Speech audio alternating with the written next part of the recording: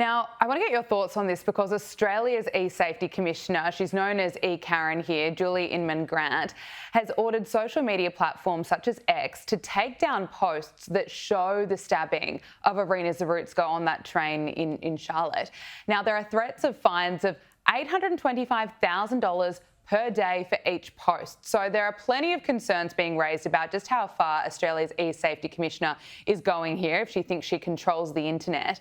And it's raised questions as to whether she's going to also censor white on black crime. And, you know, I think Australia's e-safety commissioner, in my opinion, is going way too far because also, Emily, if it wasn't for platforms such as X and this footage going viral, this story, it just would not have got the attention that it deserves.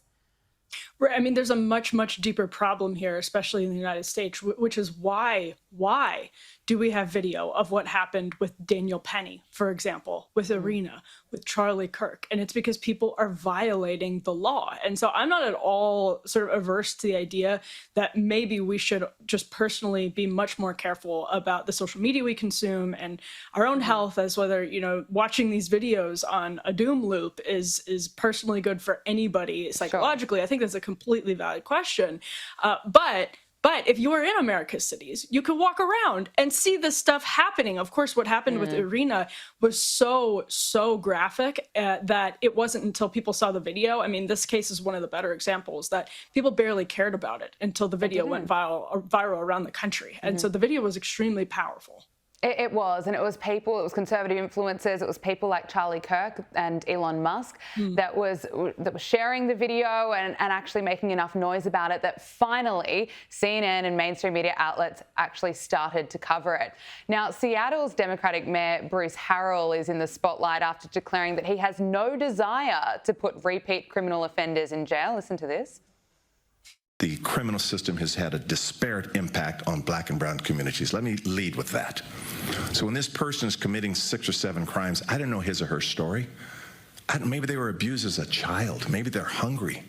So my remedy is to find their life story to see how we could help first. I have no desire to put them in jail, but I need to protect you.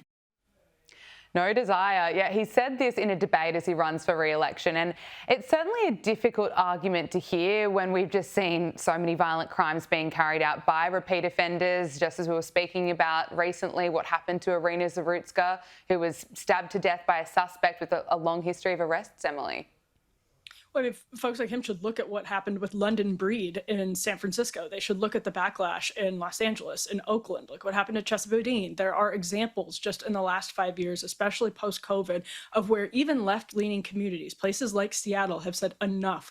We have to stop this experiment because people are being caught as collateral in this social justice laboratory experiment that's being run by progressive mayors and district attorneys. So to say any of that, I mean, nobody is committing these crimes because they are hungry. If you walk around these cities, you see that people are committing these crimes for very sad reasons. And it's because they are addicted, and it is because they have deep mental illness problems that have gone untreated, like in the case of Iryna. Yeah. It's insane that that person was out on the street. It absolutely was. And, you know, the fact that he was arrested, I think it was 14 times, was out on cashless bail. It ended so tragically. Emily, can you bring us up to speed on this US government shutdown? It's day 6 of the government shutdown, and it's estimated that this is costing taxpayers $400 million every day to pay federal employees who are not actively working. Now, the Trump administration will start mass layoffs of federal workers if Trump decides that negotiations with Democrats to end a partial government shutdown are going nowhere. What do you suspect is going to happen here? Although Republicans see it potentially as a way to end permanent waste. They believe Russ Vought, who's the Office of Management and Budget Director and a very hardcore sort of MAGA intellectual architect, believes that the shutdown actually could be an opportunity because of certain laws that are vested in the executive branch to get rid of some federal employees permanently, to furlough federal employees. And so this period, nobody really has incentive to come to the table right now because Democrats insist on these provisions that will allow for non-citizens, or in some cases asylum seekers, and in some cases illegal immigrants, to benefit from healthcare subsidies. And on the other hand, Republicans say, okay, if you guys are insisting on that, we now have an opportunity to make some of these cuts permanent and do DOGE 2.0. So I think in the days to come, that's probably what we're going to see. Republicans are going to call Democrats bluff and say, all right, well, we are going to actually start taking a hatchet to some of your beloved parts of the government. Okay, we'll be watching it very closely. Now, Conservative journalist Nick Sortor was taken into custody in Portland during a night of chaotic protests outside an ICE facility. Now, we've been seeing the videos, the images of these wild protests night after night, and Nick Sortor was charged with disorderly conduct in the second degree, and he was then released. And he released a video appearing to show that he was the one being targeted by Antifa-like thugs. This is what Caroline Levitt had to say. Just last night, we saw an extremely troubling incident where conservative journalist Nick Sortor was captured on video being taken into custody by the Portland police after he was ambushed by Antifa and was defending himself from these assaults. But instead of arresting these violent mob members night after night after night, who are ravaging this community, the police arrested a journalist who was there trying to document the chaos, and everyone in this room should be extremely concerned about that.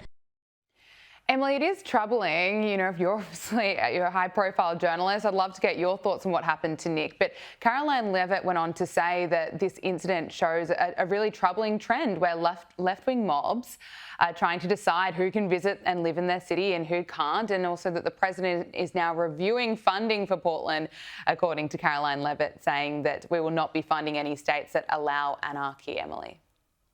Well, Antifa groups notoriously despise journalists. I know one particular journalist on the day of Donald Trump's first inauguration, when D.C. was ransacked, downtown D.C. was ransacked, but nobody remembers it, of course, because it was violence from the left. Cars were set on fire. This journalist was hit across the back of the head and had to go to hospital for taking a picture of Antifa. If you've ever covered Antifa protests that often turn into riots, you know that they coordinate particularly to block journalists from covering them. And sometimes that gets violent. So I would not be surprised at all if Sortor was merely trying to attempt to film Antifa. They started an attack, because that's actually part of what some of them believe their obligation is to do in order to, as they see it, protect themselves and their identities from journalists, even though they're in public places and in cases like this, attacking public officials or public buildings. So that is something that over the years gets very little coverage from American journalists, despite the fact that it should probably get a lot, and we should be very concerned about it. Yeah, absolutely. And it appears that Nick Sortor was just doing his job, taking a photograph. Now, a federal judge has blocked Donald Trump's efforts to deploy National Guard troops into Portland. So US District Judge Karen Immergut ruled the action as unlawful, unconstitutional, and she essentially said there's no justification for the troops being sent there. Emily, from what I can see from over here, it looks like Portland needs all the help it can get. Yeah, Portland is one of those cities where you go to certain parts and people on the left, people who live in Portland, this happened in DC during the COVID years as well, they tend to be wealthy and affluent, would take pictures and say, Portland is wonderful. Portland doesn't need any more help. But then you go to patches of the city and it's a dystopian hellhole. And Portland is one of those cases. Now, from what I hear, it's not like it was back in 2020, 21, 2022. Even so, when you look at what happens every single day with homelessness and drugs in broad daylight in Portland, and then see their inability to contain some of these pop-up Antifa demonstrations, obviously Portland has a serious problem. And I think, you know, whether someone agrees with the Trump administration's plan or not, Portland and Oregon Democrats, national Democrats, are missing an incredible opportunity and fueling a lot of this by not stepping in and saying, we are taking control. Maybe we don't need the president. It's the same thing in Chicago with J.B. Pritzker, but we're going to take control of our own city. Instead, they end up just attacking Trump and nothing gets done for the people of Portland. Finally, President Trump has revealed when the UFC fight is going to be held, and it's going to take place on the South Lawn of the White House on June 14. Also happens to be his 80th birthday, and The View hosts are freaking out about this. sometimes you read the paper these days and it's like they're writing The Onion, you know, like how it's And then the it's headlines. real. No, it's like really real. It's like you laugh and then you realize it's not funny and all of the things. But it's because like Trump wants to host a UFC fight for his 80th birthday. That literally sounds like he's writing an SNL sketch. Like, that's actually true, you guys. It is true? Yes. At the White House. He At the wants to White do, House. like, my dad had an 80th Is birthday. he participating in it? I don't know, but like, who for your 80th How birthday? many more years is that? 2 more? He'll be gone. No, I think it's next year. He'll be impeached. Oh, Emily, the panic. I mean, they can't quite handle what's going on. Yeah, I mean, I don't think it's a coincidence that Donald Trump is hosting this on his birthday, but I also think they say this sort of panic tone of saying it's like an SNL sketch continues to show they missed the point. Yes, he is writing it like an SNL sketch to generate that reaction from you at the View. And we're 10 years into Trump's political career and they still don't get that. Oh, they're still taking the bait. Host of After Party with Emily Jashinsky on MK Media. Emily Jashinsky, thank you so much for your time. Thank you for having me.